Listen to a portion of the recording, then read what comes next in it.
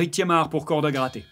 Aujourd'hui, nous allons nous intéresser à I Can Dance de Genesis. C'est un morceau qui est sorti sur leur album de 1991, We Can Dance.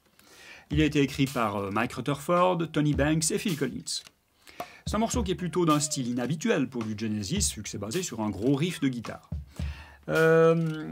Donc ça a été enregistré à la guitare électrique, mais ça fonctionne également très très bien à la guitare acoustique, comme vous pouvez l'entendre sur la version démo délirante en arrière-plan. A noter que cette version-là a été enregistrée 2 demi-tons plus bas que l'original, mais c'est également ce que faisait Genesis en concert. Ils vont toujours jouer 2 demi-tons plus bas en concert, histoire de ménager un petit peu la voix de Phil Collins.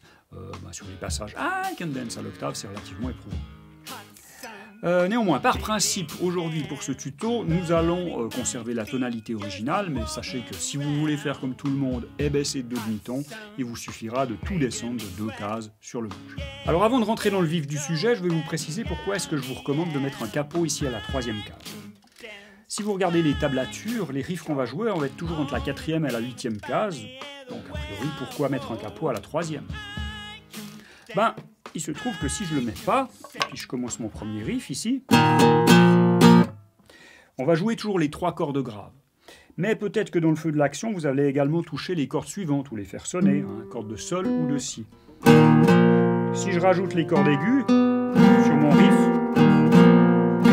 c'est abominable. Idem pour la suite. Tandis que si vous avez un capot ici à la 3e case, hop, je fais la même chose. Vous pouvez rajouter les cordes aiguës. C'est les notes de l'accord ou la gamme. Idem pour la suite. Donc première raison, ça va vous aider à sonner un peu plus propre, au cas où vous déborderiez un petit peu au niveau des cordes que vous frappez. Deuxième raison, ça va être pour le pont qu'on va voir tout à l'heure. Il va y avoir quelques accords barrés. Et il se trouve que si vous avez ce capot à la 3e case, il y aura 2 barrés de moins qui vont devenir des gentils accords ouverts. Donc voilà 2 bonnes raisons pour lesquelles on va utiliser ce capot à la 3e case. Alors le riff principal du morceau va commencer en mettant l'index ici à la 6e case sur les 2 grosses cordes, corde de mi, corde de la. Ça va faire ces 2 notes-là.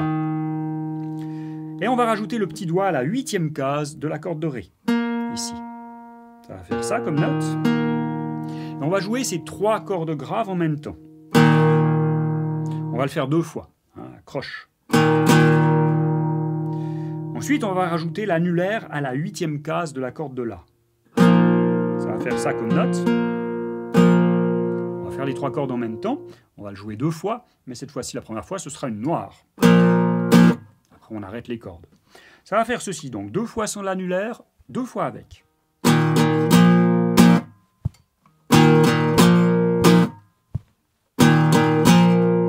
On boucle,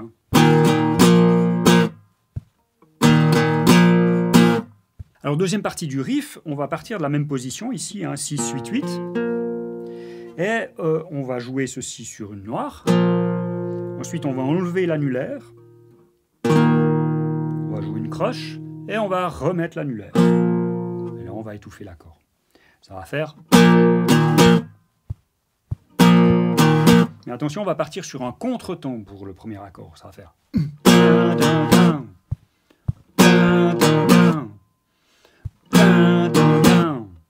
Si je boucle les 2 premières parties du riff, ça va faire ceci.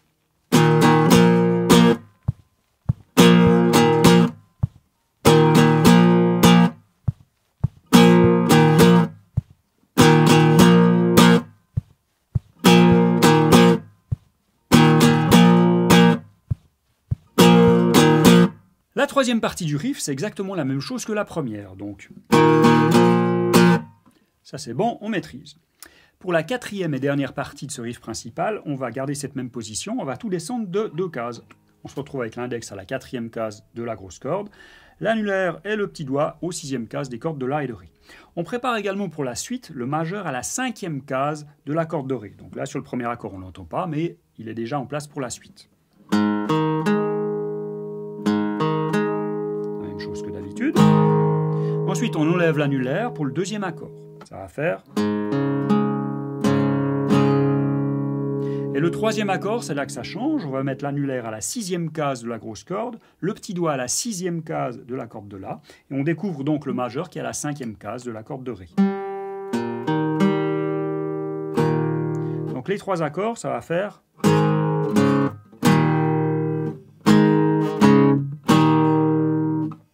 La difficulté, elle est peut-être plutôt rythmique parce que ces 3 accords vont tomber sur des contretemps. Donc je vais vous jouer les parties 3 et 4 en boucle, histoire que vous sentiez le truc.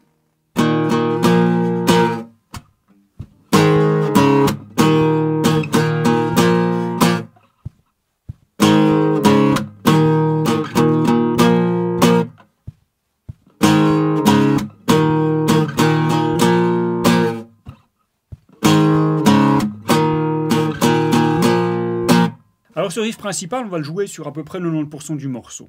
Pour les 10% restants, il va y avoir le pont qu'on va voir tout à l'heure, mais il y a également un riff numéro 2 qui est en fait une variante du riff principal.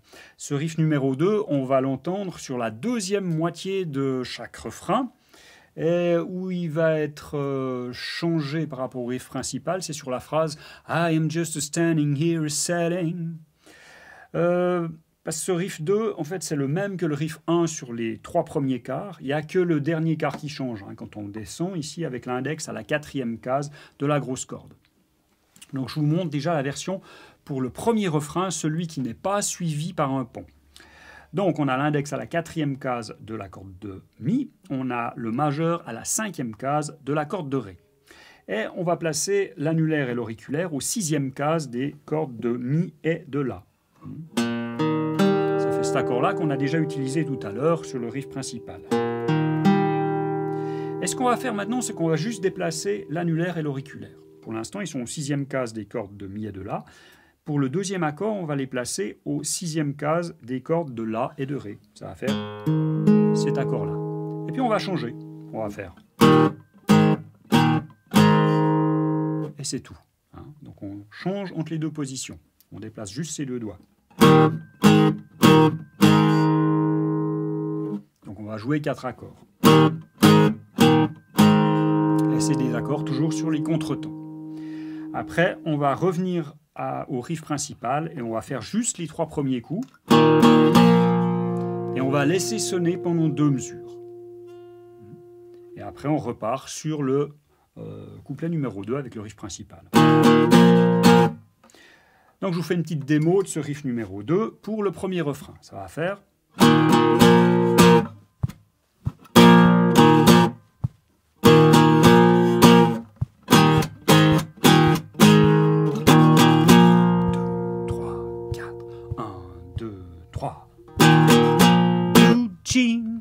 Couplet numéro 2.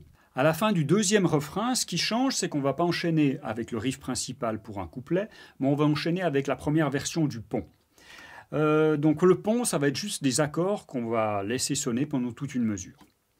Donc à la fin du deuxième refrain, on va avoir ceci. Donc tout d'abord les 4 accords qu'on a vus tout à l'heure pour la fin du riff 2. Donc...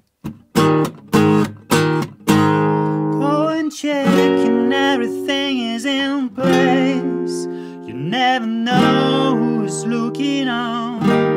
Après, riff principal pour le couplet numéro 3. Alors, quels accords est-ce que j'ai fait ici? Donc, premier accord du pont, ça va être un accord de Fa dièse. Alors, pour obtenir le Fa dièse, ce que je vais faire, c'est que je vais faire un barré à la 6e case et prendre une position de Do. Donc, comme un accord de Do normal, mais avec un barré ici à la 6e case. On joue donc les 5 cordes aiguës.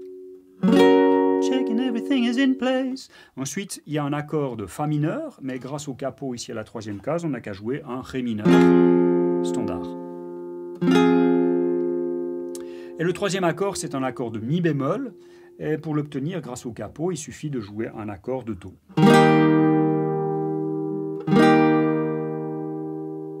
Voilà pour le premier pont. Alors à la fin du troisième refrain, on va enchaîner avec le pont numéro 2. Le pont numéro 2, c'est presque le même que le pont numéro 1, il est juste un tout petit peu plus long.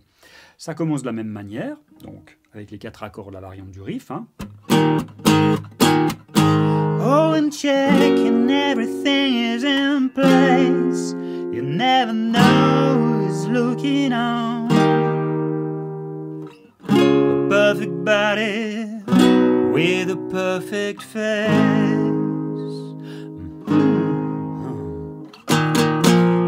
Et on enchaîne avec le riff principal pour le final. Alors quels accords supplémentaires on a fait sur la deuxième moitié de ce pont numéro 2? Il y a tout d'abord un accord de Do dièse qu'on obtient en barrant à la 9e case et en prenant une position de Mi. Ensuite, accord de Si, on descend de 2 cases, donc on barre à la 7e case, toujours position de Mi. Et pour finir, 2 mesures de Sol dièse, où on descend à la 4e case, toujours la position de Mi.